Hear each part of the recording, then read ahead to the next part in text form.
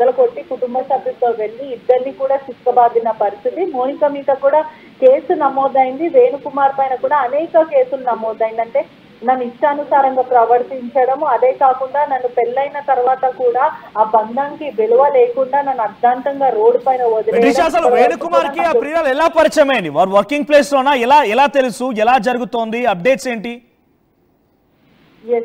వేణుకుమార్ కి కూడా సోషల్ మీడియాలో పరిచయం అంటూ కూడా సమాచారం అయితే వస్తుంది. మొదట వాళ్ళు ఒక దగ్గర కలుసుకున్నారు. ఆ తర్వాత కూడా తరచూ వీళ్ళు ప్రయాణం చేయడం. అంటే ఏంటి ఆ ప్రియురాలకి, వేణుకుమార్ ప్రియులుగా చెప్తున్నటువంటి ఆ మహిళకి భర్త లేడా? ఒక పాప కనబడుతోంది. తన పాపేనా ఆయన అక్కడ కనిపించేటువంటి ఆ పాప? మౌనిక అనే మహిళ కూడా ఆల్రెడీ పెళ్లి చేసుకుంది. భర్తతో డివోర్స్ ఉందని కూడా తెలుస్తుంది. అంటే భర్తతో దూరం ఉంది. ఈ క్రమంలోనే వేణుకుమార్ కి పరిచయం ఏర్పాటు చేసుకోవడం, ఆ తర్వాత వాళ్ళ పాప వేణుకుమార్, అదే కాకుండా మౌనిక ముగ్గురు కూడా ఒకటే ఇంట్లో నివసించడం. శిరీష ఇంకా వాళ్ళ కొడుకుని కూడా వదిలేయడము, తరచు ఎప్పుడు పడితే అప్పుడు అర్ధరాత్రి వేళ వచ్చి శిరీషను కొట్టి వెళ్ళిపోవడం, తన గ్రడ్జ్ ఏదైతే అగ్రెసివ్ బిహేవియర్ అంతా కూడా శిరీష మీద చూపించుకోవడం. వెంటనే శిరీష రెడ్ హ్యాండ్ గా పట్టుకొని నార్సింగ్ పోలీస్ స్టేషన్ లో కంప్లైంట్ ఇచ్చిన పరిస్థితి. రైట్, ఒక్కసారి హోల్డ్ గెట్ బ్యాక్ చేయగానే కొన్ని కామెంట్స్ వచ్చాయి. కామెంట్స్ అవుతాను ఒకసారి. సో మీరు కూడా కామెంట్ చేయండి. నిజంగా ఈ మధ్య కాలంలో ఇటువంటి పెద్ద ఎత్తున, నేను ఇక్కడ ఈ పదం వాడుతున్నాను కానీ క్షమించాలి, సర్వసాధారణంగా మారిపోయినటువంటి ఒక పదాన్ని వాడుతున్నాను. బికాజ్ చాలా వరకు ఘటనలు మనం చూస్తున్నాం రెడ్ హ్యాండెడ్గా భార్యలు పట్టుకోవడాలు. ఆ భర్తలు డైరెక్ట్గా వెళ్ళిపోయి తన భార్యతో రొమాన్స్ చేస్తుండగా భార్యలు పట్టుకుంటున్నారంటే నిఘా వేస్తూ ఉన్నారు. సో ఇక్కడ మనం డెఫినెట్గా కొంతమంది మహిళలను కూడా నిందించాల్సిందే. ఎవరైతే ఆల్రెడీ పెళ్ళైపోయి పిల్లలటువంటి ఆ వ్యక్తులతో ఈ రకంగా అక్రమ సంబంధాన్ని ఏర్పాటు చేస్తున్నారో కనీసం మీకు సిగ్గనిపించాలి. మీకు ఆల్రెడీ పెళ్ళయింది, పిల్లలు ఉన్నారు, అయినా కూడా మీరు రకంగా ఇంకో వ్యక్తితో మూడో వ్యక్తితో ఈ రకంగా చేస్తున్నారంటే నిజంగా దుర్మార్గం. మొన్న మధ్య ఉత్తరప్రదేశ్లో ఘటన చూసాం. తన బర్త్డే వేడుకలంట, భర్తతో బర్త్డే వేడుకలు చేసుకోవడం ఇష్టం లేక బాయ్ ఫ్రెండ్తో బర్త్డే వేడుకలు చేసుకుని సిద్ధమైంది. ఓయో రూమ్ తీసుకున్నారు. ఓయో రూమ్లో వారిద్దరు రొమాన్స్ చేస్తుండగా రెడ్ హ్యాండెడ్గా అక్కడికి బంధువులు భర్త చేరుకునేసరికి గోడ దూకి అక్కడి నుంచి పరుగులు పెట్టడం ప్రారంభించింది. అంటే ఎంతలా మారిపోతున్నారు చూడండి కొంతమంది మహిళలు. సో ఇప్పుడు కొన్ని కామెంట్స్ వచ్చాయి. అరే అంట కామెంట్ చేశారు, వాడు మనసు చాలా పెద్దది, బహుశా నీ మనసు అంతా ఉంటుంది నాకు తెలిసి. మనసు పెద్దది అయితే అలా ఇంకొక మహిళతో అక్రమ సంబంధం పెట్టుకొని వెళ్తారా? సిగ్గు అనిపించాలి కామెంట్ చేయడానికైనా. నిజంగా ఎవరో వ్యక్తి తెలియదు. బికాస్ ఎందుకంటే ఇక్కడ సమర్థిస్తున్నారంటే రేపటి రోజున వాళ్ళు కూడా ఇదే ఆలోచనతో ఉండుంటారు కదా, వాళ్ళు కూడా ఇదే రకంగా ఆలోచిస్తూ ఉండుంటారు కదా. సో తర్వాత మధులత అంట, ఇలాంటి వాళ్ళ వల్లే కుటుంబం నాశనం అయ్యేవి. ఎస్, ఎగ్జాక్ట్గా ఇలాంటి వాళ్ళు చేయడం వల్లే అసలు భార్యాభర్తల సంబంధానికి విలువ లేకుండా పోతోంది. ఈ రకంగా రోడ్డుకి ఎక్కుతున్నారు, రచ్చగా మారుతోంది. అసలు రేపటి రోజున ఇప్పుడు చూడండి, ఆ పిల్లవాడు తన తండ్రి ఒక హీరోగా ఊహించుకొని ఉండుంటాడు. మా నాన్న ఒక హీరో అని చెప్పి ఉంటాడు, మా నాన్న ఒక మెగాస్టార్, మా నాన్న ఒక చిరంజీవి అని రకంగా ఊహించుకొని ఉంటాడు ఆ తండ్రిని, వేణుకుమార్ని. కానీ రెడ్ హ్యాండెడ్గా ఇప్పుడు ఆ పిల్లవాడు ముందే తన తండ్రి ఇంకో మహిళతో గడుపుతూ ఉండగా చూశాడంటే ఆ పిల్లవాడు రేపటి రోజున ఏమైపోతాడు? ఆ పిల్లవాడు ఇంకా తన తండ్రిని హీరోగా భావిస్తాడా? ఆ పిల్లవాడు భవిష్యత్తు ఏమైపోవాలి? పైపెచ్చి ఆ పిల్లలతో పాటుగా కూతురు కూడా ఉంది, డైవర్స్ అయిపోయింది భర్తతో. సో కూతురు కూడా ఉండగా ఆ కూతురు ఇంట్లో ఉండగానే ఇంకో పరాయి వ్యక్తితో వచ్చి ఆ కూతురును బయట పెట్టి రూమ్లోకి వెళ్ళి రొమాన్స్ చేస్తున్నారంటే ఆ కూతురు ఏం ఆలోచించాలి? ఆ కూతురు భవిష్యత్తు ఏం కావాలి? ఇంకా హస్బెండ్కి సపోర్ట్ చేసే వాళ్ళు 22% వాళ్ళేనంట. ఇక్కడ మీ సపోర్ట్ ఎవరికి అని అంటే భర్తకి అని 27% అని చెప్తున్నారు. 27% మంది భర్తకి అని సపోర్ట్ ఇస్తూ ఉన్నారు. అంటే వీళ్ళంతా కూడా అటువంటి ఆలోచన కలిగిన వాళ్ళే అని చెప్పి ఇక్కడ మధులత కామెంట్ చేశారు. నిజంగా ఇక్కడ భర్తకి సపోర్ట్ ఇవ్వడం అంటే మరి మీ ఆలోచనలో ఉందో నాకు అర్థం కావడం లేదు. మరి మీ ఆలోచన తీరు, మరి మీరు కూడా అదే ఆలోచనతో ఉన్నారు, అర్థం కావడం లేదు. కానీ ఇక్కడ మనం ఇద్దరిని తప్పుపట్టాల్సిందే, ప్రియురాల్ని తప్పుపట్టాల్సిందే, అట్ ది సేమ్ టైం ఈ భర్త వేణుకుమార్ కూడా తప్పుపట్టాల్సిందే. ఆమె సహకరించి ఎక్కడ కమ్యూనికేట్ అయ్యారు, ఎలా కమ్యూనికేట్ అయ్యారు, మొత్తం సోషల్ మీడియా ద్వారా జరిగిందట, కలుసుకున్నారట, ఆ తర్వాత ప్రేమ అక్రమ సంబంధం మొదలైంది. 2 ఏళ్ల పాటుగా ఇద్దరు కూడా ఒకటే ఇంట్లో ఉండడాలు ఇవన్నీ జరుగుతున్నాయట తన భార్య చెప్తున్న ప్రకారంగా. సో 2 ఏళ్ల పాటుగా అక్రమ సంబంధం కొనసాగుతుందనంటే ఆ ప్రియురాలు సహకరించకుండానే జరిగిందా? మరి తప్పు నీకు ఓ పిల్లవాడు ఉన్నాడు, నీకు భార్య ఉంది, అక్కడికి వెళ్ళమని చెప్పకూడదా? అలాంటి ఆలోచన వస్తే ఇక్కడ దాకా ఎందుకు వస్తుంది? నేను ఇలా ఊహించడం కూడా పొరపాటేమో.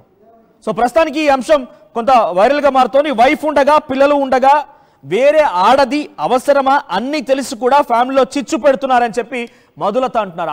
ఆ ప్రియురాలికి కూడా ఆల్రెడీ పెళ్ళయింది, డైవర్స్ అయిపోయింది, ఒక పాప కూడా ఉందట. మీరు విజువల్స్లో గమనించడం ఒక పాప కనిపిస్తూ ఉంటుంది. ఆ పాపను కూడా అక్కడ పాపం ఇప్పుడు వచ్చిన బంధువులు కొడుతూ ఉన్నారు. ఆ పాప ఏం తప్పు చేసింది? ఇక్కడ తనకు ఆ వేణుకుమార్ పైన మనసు పడింది, లేకపోతే ప్రేమించుకున్నారో, అక్కడ ఏం జరిగిందో మన్ను మస్తానం ఏం జరిగిందో తెలియదు. కానీ ఓవరాల్గా ఇప్పుడు ఆ పిల్లలు చూడండి, ఇక్కడ పింక్ కలర్లో కనిపిస్తోంది ఆ పాప, ఆ ప్రియురాలకు సంబంధించిన కూతురంట. సో ఇప్పుడు ఆ పాప పరిస్థితి ఏం కావాలి? ఆ చిన్న పాప పరిస్థితి ఏం కావాలి? రేపటి రోజున భవిష్యత్తులో తను ఇలా ఆలోచిస్తుంటే తన పరిస్థితి ఏంటి? ఇంత దుర్మార్గమా? నిజంగా మీరు ఈ రకంగా చూడండి, అక్కడ బంధువులు కొడుతున్నారా పాపను కూడా? ఇంత నీచాతికి నీచంగా తెరదీశారా? హీ నీడ్స్ సమ్ ప్రైవసీ అంట. రణస్థలి కామెంట్ చేశారు, హీ నీడ్స్ సమ్ ప్రైవసీ అంట. ఏం ప్రైవసీ అది? ఇదా ప్రైవసీ అంటే? సో పాపకి ఏమి అనొద్దు అని చెప్పి ఎల్ హైమా కామెంట్ చేశారు. ట్రావెలర్ అంట, సార్ వాడిని ఎన్కౌంటర్ చేయాలంట.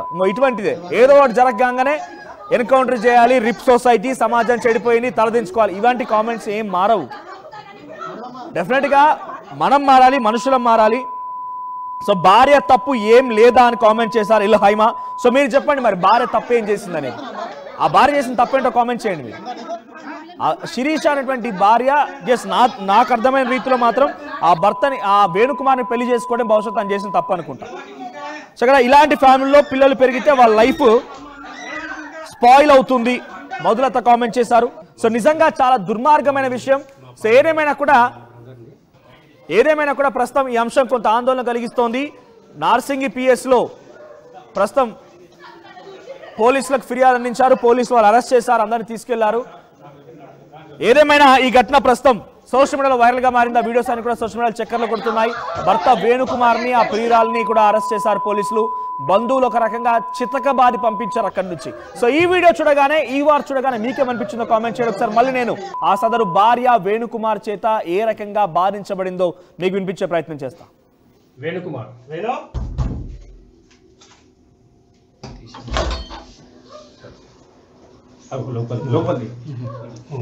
లోపల వీడియో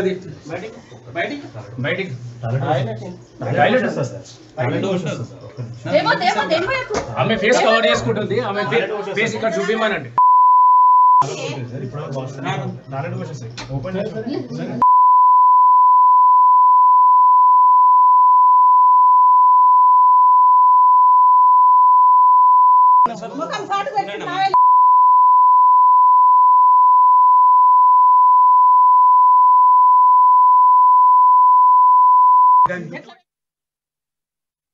మా సిస్టరు, మా అల్లుడు, మా ఫాదరు, నేను వాళ్ళ బ్రదర్ని, మా మదరు ఎక్స్ట్రా మ్యారిటల్ ఎఫైర్ పెట్టుకున్నాడు.